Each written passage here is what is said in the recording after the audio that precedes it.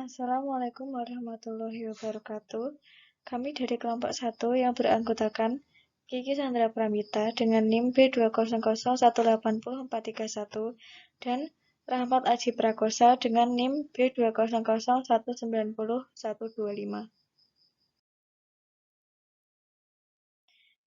Di sini kami akan mempresentasikan tentang bab akal dan wahyu. Pengertian akal dan wahyu. Yang pertama, pengertian akal. Akal berasal dari kata Arab, akal. Dalam bahasa Indonesia, orang biasa menyalinnya dengan pikir atau pikiran. Jadi kejadian berakal disalin dengan berpikir. Menurut bahasa Arab, arti akal mula-mula mengikat atau menahan dan membedakan. Para ahli filsafat dan ilmu kalam mengartikan akal sebagai daya atau kekuatan dan tenaga untuk memperoleh pengetahuan, daya yang membuat seseorang dapat membedakan antara dirinya dengan orang lain, daya untuk mengabstrakkan benda yang ditangkap oleh panca indera. Yang kedua, pengertian wahyu. Kata wahyu berasal dari kata Arab al-wahyu, dan al-wahyi adalah kata asli Arab dan bukan pinjaman dari bahasa asing, yang berarti suara, api, dan kecepatan. Dan ketika al-wahyu berbentuk masdar memiliki dua arti, yaitu tersembunyi dan cepat. Sedangkan ketika berbentuk wahyu Allah terhadap nabinya ini sering disebut kalam Allah yang diberikan kepada nabi. Menurut Muhammad Abduh dalam Risalatut Tauhid berpendapat bahwa wahyu adalah pengetahuan yang didapatkan oleh seseorang dalam dirinya sendiri, disertai keyakinan bahwa semua itu datang dari Allah Subhanahu wa Ta'ala, baik melalui perantara maupun tanpa perantara, baik menjelma seperti suara yang masuk dalam telinga ataupun lainnya.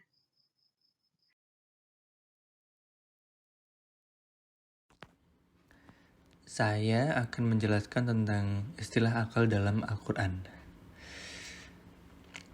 Akal atau berasal dari al-aqlu dalam bentuk masdar yang tidak terdapat dalam Al-Quran, yang hanya memuat dalam bentuk kata kerjanya fi'il, yaitu kata akalu dalam satu ayat, ta'qilun dalam 24 ayat, na'qil dalam satu ayat, ya'qiluha dalam satu ayat. Ada beberapa contoh ayat yang menjelaskan istilah akal itu sendiri, yaitu Al-Baqarah ayat 75, Al-Hajj ayat 46, Al-Baqarah ayat 242, dan surat Al-Mulk ayat 10. Makna dari ayat tersebut yaitu kata akal diartikan dengan memahami, mengerti, berpikir, memikirkan, dan merenungkan. Dan serta dorongan dan bahkan keharusan manusia untuk menggunakan akal pikiran, pemahaman, perenungan dalam menghadapi dan memecahkan berbagai soalan.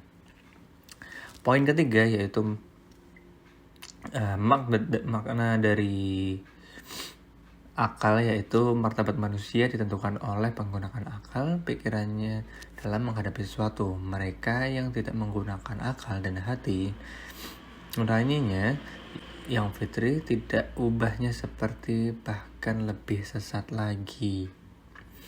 Poin keempat, akal merupakan kunci untuk mendapatkan pengetahuan, baik pengetahuan yang bersumber dari fenomena penciptaan maupun wahyu. Lalu saya akan menjelaskan istilah wahyu dalam Al-Quran. Kata wahyu dan tasrif atau penisbahannya baik dalam bentuk fi'il madhi, yaitu auha, auhayna, auhaitu, fi'il mudhari, yuhi, nuhi, uhi, yuha, uhiyah, maupun dalam bentuk masdarnya, yaitu wahyun atau wahyan. Dalam Al-Quran muncul sebanyak 78 kali yang masing-masing memiliki makna dan pengertian yang beragam. Makna dari wahyu di dalam Al-Quran yaitu 1. Wahyu dalam arti firman Allah yang disampaikan kepada Nabi dan Rasulnya yang berupa risalah atau kitab suci. yang disebutkan di Quran Surat Al-Nisa ayat 163. Poin kedua yaitu wahyu dalam arti firman atau pemberitahuan Allah kepada Nabi dan Rasulnya untuk mengantisipasi kondisi dan tantangan tugasnya.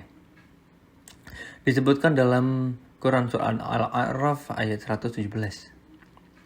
Lalu poin ketiga, wahyu dalam arti insting atau naluri atau potensi dasar yang diberikan Allah kepada makhluknya.